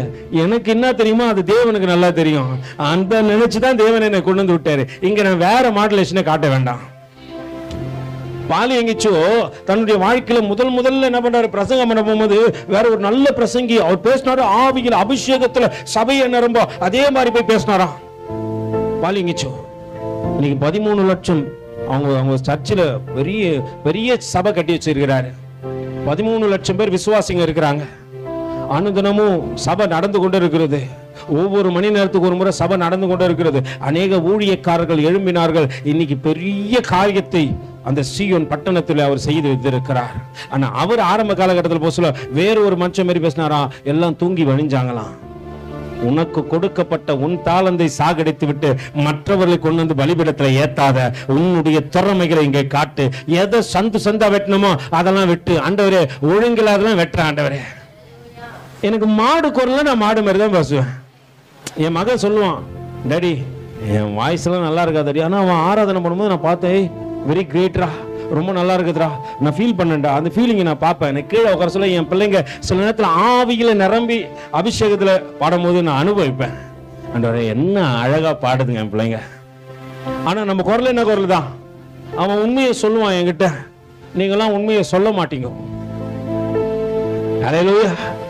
நான் மாடு மாதிரி பாடினா, ஆனா கர்த்தருடைய அபிஷேகம் அவன் வார்த்தையை மாற்றி போட்டது. அங்கே நிலை நின்றார். ஆவியானவர் அசைவாடுவதை நான் அங்கே பார்த்தேன். நான் எப்படி இருக்கிறேன்னு வேணா உள்ள ஒரு சில சந்தா வெட்டி ஆண்டவரே உனக்கு தேவையற்ற காரியத்தை நான் விட்டு எடுத்துறேன் ஆண்டவரே. ஒருத்தர் பேசும் சபையே பேசும் அப்படின்னாரு. எனக்கு பத்தின் எரிய ஆரம்பிச்சிச்சு. அவர் யார மாதிரி பாடுறாரா? ஜெர்சன் எடுக்கிற மாதிரி பேசும். நம்மளுக்கு பைபிளே சரியா படிக்க வர மாட்டேங்குது. என்ன சொன்ன உங்களை சொல்ல நீங்க கோச்சு கூடாது. ஒண்ணு ஐயோ பாப்பா என்ன சொல்ல, பைபிள் உண்மையை படிக்க சரியா படிக்க வராது. ஆனா படித்து இருக்கிறேன். எப்படியாவது ஆண்டவர் அப்படின்னு சொல்லிட்டு என்ன பண்றேன், 9 முறை படிச்சு முடிக்க போறேன். 10வது முறை படிக்கிறதுக்கு ஆயத்தம் ஆயிட்டேன். நல்லா புரிஞ்சுங்க. எனக்கு எப்படின்னாச்சு, நான் சாகிறதுக்குள்ள எப்படின்னாச்சு ஆண்டவர் 50 முறை படிச்சிடணும். செத்தாலும் 50 முறை படிச்சுதான் படிக்கிறதுக்கு முன்னாடி சாக மாட்டேன் அப்படின்னு ஒரு முடிவில் இருக்கிற. அதனால கண்டிப்பா நான் பண்ண தொடர்ந்து என் ஜீவனுள்ள நாளெல்லாம் வேதத்தை வாசித்து கொண்டே இருப்பேன். ஏன்னா பேதுரு எழும்பி நின்று பேசும் பொழுது அவருக்கு உதவி செய்தது வேத வார்த்தை. சொல்லுகிறதை பாருங்கள். சந்து சந்தாய் துண்டித்து வாசிங்கம்மா வைத்தார். பிற்பாடவன் என்ன பண்ணுங்க, 4 குடம் தண்ணீர் அடுத்த வருஷம் அப்படியே வாசிங்க பார்க்கலாம். தண்ணீர் பலிபீடத்தை சுற்றிலும் ஓடினது. வாய்க்காலையும் தண்ணீரினால் நிரப்பினான். அந்தி பலி செலுத்தும் நேரத்தில் தீர்க்கதரிசியாகிய எலியா வந்து ஆபிரகாமுக்கும் ஈசாக்குக்கும் யாக்கோப்புக்கும் தேவனாகிய கர்த்தாவே, இஸ்ரவேலிலே நீ தேவன் என்று, நான் உம்முடைய ஊழியக்காரன் என்று, நான் இந்த காரியங்களை எல்லாம் உம்முடைய வார்த்தையின்படி செய்தேன் என்றும் இன்றைக்கு விளங்க பண்ணும். கர்த்தாவே, நீ தேவனாகிய கர்த்தர் என்றும் தேவரீர் தங்கள் இருதயத்தை மறுபடியும் திருப்பினீர் என்று இந்த ஜனங்கள் அறியும்படி என்னை கேட்டருளும் என்றான். அப்பொழுது கர்த்தரிடத்திலிருந்து அக்கினி இறங்கி அந்த சர்வாங்க தகன பலி விறகுகளையும் கற்களையும் மண்ணையும் பட்சித்து வாய்க்காலில் இருக்கிற தண்ணிகளை நக்கி போட்டது. அல்லேலூயா. நல்லா புரிஞ்சுங்க. அவன் சின்னதான் ஜெபம் பண்ணான். நம்மால ஜெபம் பண்ணுது ஸ்தோத்திரம் ஆண்டவரேன்னு ஆரம்பிச்சது. அப்படியே பரலோகத்துக்குள்ள போயிட்டு 10ஆம் தெருவை கட் பண்ணிச்சு. அப்படியே 9ஆம் தெருக்கா வந்து திருப்பி 6ஆம் தெருக்கா ஓடி 7, 8 சந்திச்சு திருப்பி எங்க வருதுன்னு பார்த்தா இங்க வராம நடுவுல 8ஆம் தெரு விட்டம்ன்றதுன்னு அங்க போய் சுத்துது. இதெல்லாம் இவரு ஜபம் பண்ணி முடிக்கிறதுக்குள்ள இருந்த ஜனெல்லாம் சோர்ந்து போயிட்டான். எலியா ஜபம் பண்றான். கர்த்தாவே கேட்டருளும், கேட்டருளும் தேவனே, கேட்டருளும் தேவனே, என் இதயம் அளிக்கின்றதே, என் தேசத்திற்காய் என் குடலும் துடிக்கின்றதே. கேட்டருளும் தேவனே, கேட்டருளும் தேவனே, என் இதயம் அளிக்கின்றதே, என் தேசத்திற்காய் என் குடலும் துடிக்கின்றதே. கண்ணீருக்கு பஞ்சம் இல்லை.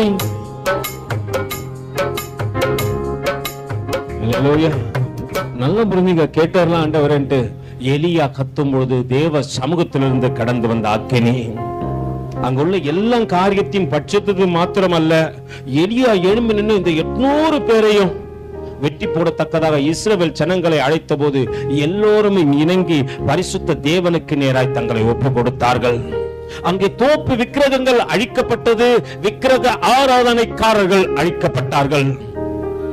இப்போ இந்த காரியத்தை செய்தபடியினாலே யேசபேலும் ஆகாப்பும் எலியாவை தேடுகின்றார்கள். நடக்கின்ற காரியத்தை 19வது அதிகாரத்தின் 3வது வசனத்திலிருந்து அப்படியே வாசிப்போம். அவனுக்கு அது தெரிந்த போது எழுந்து தன் பிராணனை காக்க யூதாவை சேர்ந்த பெயர் சபுவுக்கு புறப்பட்டு போய் தன் வேலைக்காரன் என்ன பண்றாரு, அங்கே நிறுத்தி விட்டார். அவன் வனாந்தரத்தில் ஒரு நாள் பிரயாணம் போய் ஒரு சூரை செடியின் கீழ் உட்கார்ந்து நான் சாக வேண்டும் என்று கூறி, போதும் கர்த்தாவே, என் ஆத்மா என்ன பண்ணுங்க, எடுத்துக்கொள்ளும். நான் என் பிதாக்களை பார்க்கணும், நல்லவன் அல்ல என்று சொல்லி ஒரு சூரை செடியின் கீழ் படுத்துக் கொண்டு, நல்லா புரிஞ்சுங்க, நம்மால முன்னாடி ஜெபிச்சாரு, அக்கினி இறங்குச்சு, இப்ப போதும் கர்த்தாவே, நான் வாழ்ந்த வாழ்க்கைலாம் போதும். 800 பேரு வெட்டும் பொழுது தேவன் ஒரு மன தைரியத்தை கொடுத்திருந்தார். இப்ப அவனுக்கு அது இல்ல. அவன் வரான், சூரச்செடி கீழே உட்காந்து, போதும் கர்த்தாவே, ஆத்மாவை எடுத்துக்கொள்ளும், எங்க அப்பா எல்லாம் காட்டில நல்லவன் இல்ல. அல்லேலூயா. அப்படி சொல்லிவிட்டு அவன் சூரச்செடிக்குள் உறங்கினான் என்று வேதம் சொல்லுகிறது. வாசிங்கம்மா. ஒரு தூதன் அவனை தட்டி எழுப்பி, எழுந்திரு, போஜனம் பண்ணி என்றான். அவன் விழித்து பார்க்கிற போது, இதோ தழலில் சுழப்பட்ட அடையும் ஒரு பாத்திரத்தில் தண்ணீரும் அவன் தலைமட்டில் இருந்தது. அவன் புசித்து குடித்து திரும்ப படுத்துக் கொண்டான். கர்த்தருடைய தூதன் திரும்பும் 2ஆம் தரம் வந்து,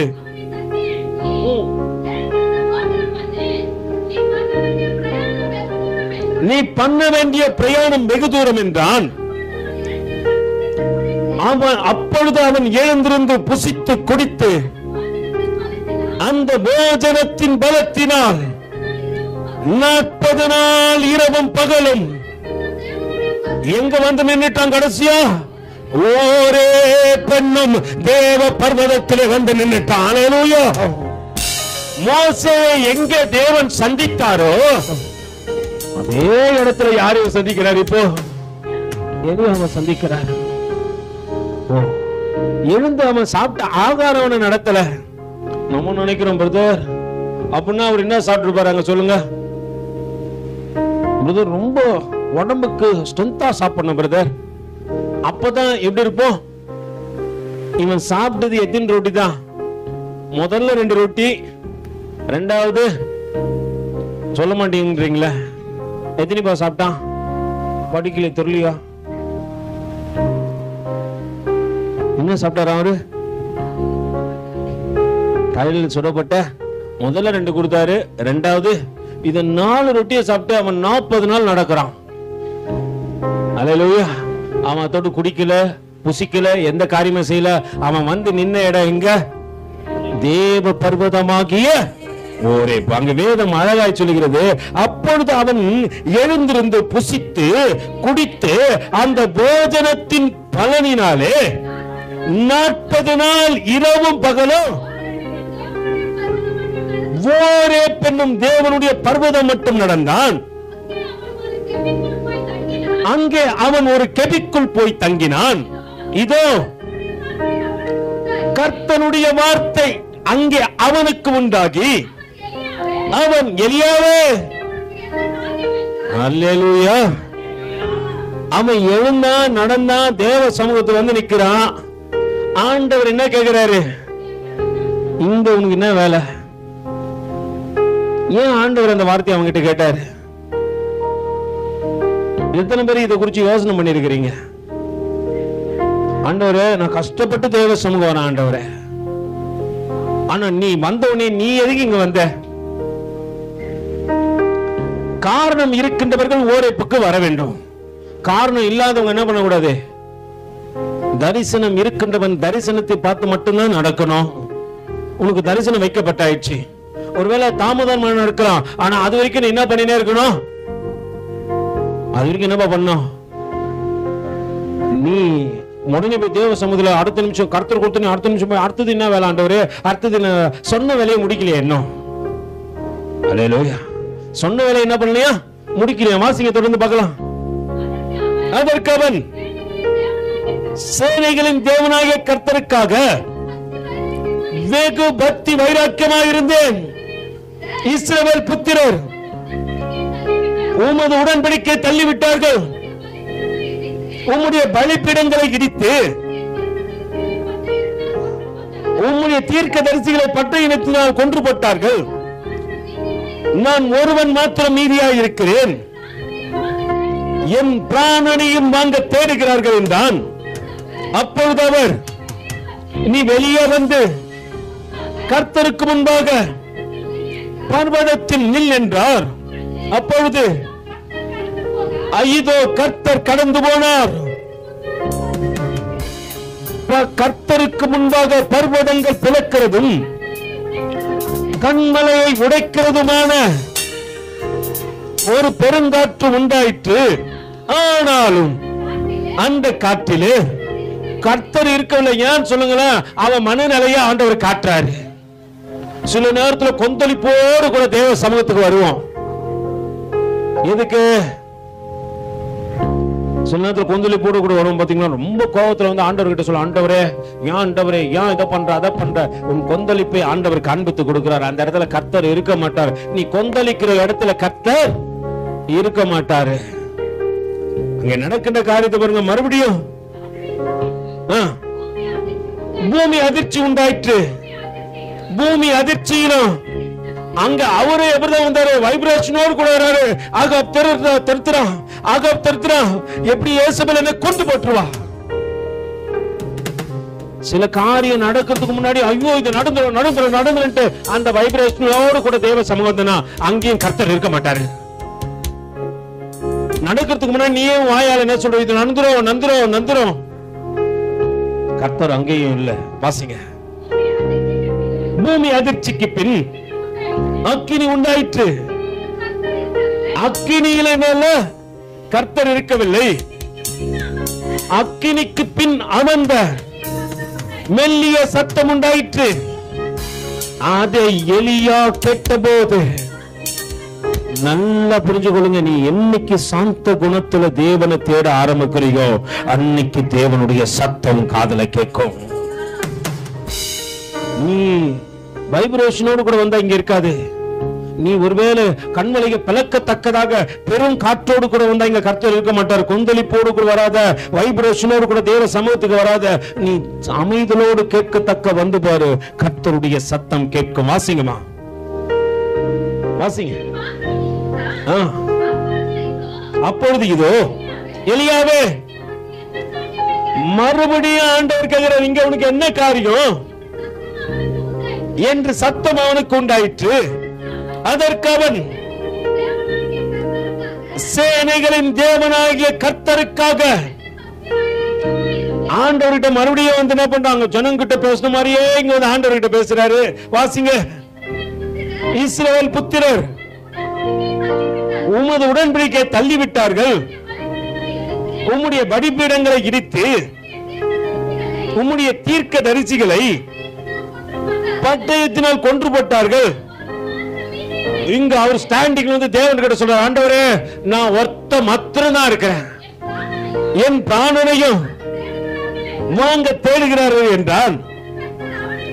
அப்பொழுது கர்த்தர் அவனை பார்த்து, நீ தமஸ்குவின் வழியாய் வனாந்திரத்திற்கு திரும்பி போ, ஆசைகளை சீரியாவின் மேல் ராஜாவாக அபிஷேகம் பண்ணு, பின்பு நிம்சியின் குமாரனாகிய யெகூவை இஸ்ரவேல் மேல் ராஜாவாக அபிஷேகம் பண்ணு, ஆல்வில் மெகோலா ஊரானான சாப்பாத்தின் குமாரனாகிய எலிசாவை உன் ஸ்தானத்திலே தீர்க்கதரிசியாக அபிஷேகம் பண்ணு. சம்பவித்ததாவது, ஆசைகளின் பட்டயத்திற்கு தப்பித்தவன் யெகூ கொன்று போடுவான், யெகூவின் பட்டயத்திற்கு தப்பினவனை எலிசா கொன்று போடுவான். ஆனாலும் முழங்கால் முடங்காத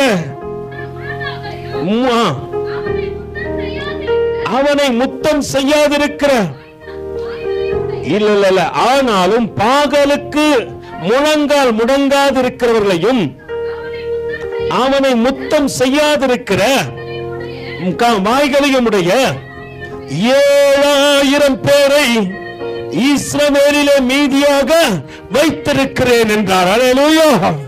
பெருமைய தேவ சமூகத்தில் பேசினா ஆண்டவர் உன்னை சிறுமையாக்கிடுவார். நான் இங்க வந்து எனக்கு அது தெரியும். ஆண்டவர் ஒரு காரியம் சொன்னாரு. என்னென்ன சொன்னார் சொல்லுங்க. எலியா கிட்ட என்னென்ன சொல்லி அனுப்பிச்சாரு? ஆசகேல எங்க ராஜாவாக்கு எது மேல? சீரியா மேல ராஜாவாக்கு சொன்னாரு. எலியா பண்ணா பெருமை உள்ள வந்துச்சுன்னு வச்சுங்களேன், சில நேரத்துல நம்ம பண்ற தப்பிதங்களையும் காட்டுற பாருங்க. இப்ப யாரு ஆண்டவர் சொன்னாரு? ஆசகேல சீரியாவின் மேல என்ன பண்ணு ராஜாவாக்கு அப்படின்னு சொல்லிட்டு சொன்னாரு. ஆனா எகுவ இஸ்ரவேல் மேல ராஜாவாக்கு ரெண்டுத்தையும் பண்ணலாம ஸ்ட்ரைட்டா போயிட்டான். யாருகிட்ட? எலிசா கிட்ட. இப்ப 1 ராஜாக்களுக்கு எழுதுன நிருபம், சரி 2 ராஜாக்களுக்கு எழுதுன நிருபம் 8வது அதிகாரத்துல 13 வாசிங்க பார்க்கலாம். அப்பொழுது ஆசகேல் இத்தனை பெரிய காரியத்தை செய்ய நாயாகிய உமது அடியான் எம்மாத்திரே என்றான். அதற்கு யாரு சொன்னாரு? எலியாவை சொன்னாரு. எலியா செய்யல. இப்ப எலியாவுக்கு அப்புறம் யாரு செய்யற? எலிசா செய்யறாரு. நீ செய்யலன்னு நினைக்காத, உனக்கு அப்புறம் தேவன் ஆளை வச்சிருக்கிறாரு. நீ செய்யலனா வேறு ஒருவரை கொண்டு தேவன் செய்வார். அவர் செய்ய நினைத்தது தடைபடாது. ஹல்லேலூயா. நீ நினைக்கிற பிரதர் நம்ம செய்யலாம் நடக்காத பிரதர், நீ செய்யலனா எலிசா செய்வான். எலிசாவுக்கு அந்த அதிகாரத்தை தேவன் கொடுத்திருக்கிறார். நீ நினைக்காத பிரதர், போகாலுக்கு முன்னாடி முழங்கால் படிக்கிடாத நான் மட்டும்தான் இருக்கிறேன் நீ நினைச்சுக்கிற 7000 பேர் இருக்கிறான். இந்த ஃபர்ஸ்ட் பிரையாரிட்டி ஆளை ஆண்டவர் விட்டு செய்ய வச்சிட்டாரு. ஆசைகள் இடத்துல அவன் போறான், சொல்றான், ஏய் சீரியா மேல உன்னை தேவன் ராஜாவா ஆக்க சொல்லுங்க. அவன் சொல்றான், இந்த செத்த நாயா இதுவா அப்படின்றாரு. உன்னதான் சொல்லிக்கிறாரு, நீ போய் ராஜாவா. மறுநாள் போறான், ராஜா மூஞ்சில தலைகாணி வச்சு அமுக்கி அவனை கொன்னு இவன் ராஜாவானா. நம்ம நினைக்கிறோம் நம்ம தான் பிரதர், நான் தான் பிரதர் ஃபர்ஸ்ட் பெஸ்ட்லாம் நினைக்காத. நீ இல்லைன்னா உன் இடத்துல இன்னொருத்தரை வச்சு தேவன் செய்ய வல்லவரா இருக்கிறார். தேவ சமூகத்துல பெருமை பாராட்டாத, பெருமை பேசாத, தாழ்த்திக்கிட்டே இரு. தேவ சமூகம் வர வர ஒரே பர்வதம் வந்துனா உன்னை தாழ்த்து, உயர்த்தினா உன்னை கொண்டு செய்ய வேண்டிய காரியத்தை வேறு ஒருத்தனை கொண்டு தேவன் செய்வாரு. இங்க உனக்கு என்ன வரணும் சொல்லுங்க? தேவ சமூகம் வருகின்ற தேவ பிள்ளையே, உங்க வந்தவனுக்கு என்ன வந்துடணும்? தாழ்மை வரணும். இல்லைன்னா நீ செய்ய வேண்டிய ஆராதனையை வேறு ஒருத்தர் செய்வாங்க. நீ கொடுக்க வேண்டிய தேவ வார்த்தைய வேறு ஒருத்தர் கொடுப்பாங்க. நீ நினைச்சுக்கிற நான் தான் இந்த வாரம் நினைச்சேன். அல்லேலூயா. கர்த்தர் வேற ஒருத்தர் கொண்டு காரியத்தை அழகா முடிச்சிட்டாரு. அல்லேலூயா. நம்ம நினைச்சது கூட நான் தான் பிரதர். எல்லாம் தேவ சமூகத்தில் அப்படியே தலைகளை தாழ்த்தும். நான் என்று நினைக்காதபடிக்கு ஆண்டவரே, எனக்கு பின்பாக ஒரு பெரிய கூட்டத்தை வச்சிருக்கிறீங்க ஆண்டவரே. ஒரே பர்வதத்திற்கு நான் வருவேன், ஆனால் எனக்குள்ள தாழ்மை வரட்ட ஆண்டவரே.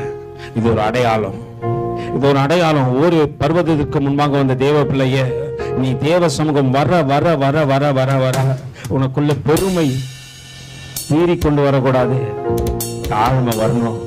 ஆண்டவரே தாழ்மை வரட்ட ஆண்டவரே. தேவ சமூகம் வர வர ஒவ்வொரு நாளும் என்னை தாழ்த்தணும். என்னை தாழ்த்த தாழ்த்த கர்த்தர் உன்னை உயர்த்தி கொண்டே இருப்பார். எவன் தன்னை தாழ்த்துகின்றானோ அவன் உயர்த்தப்படுவான் என்று வேதம் சொல்லுகிறது.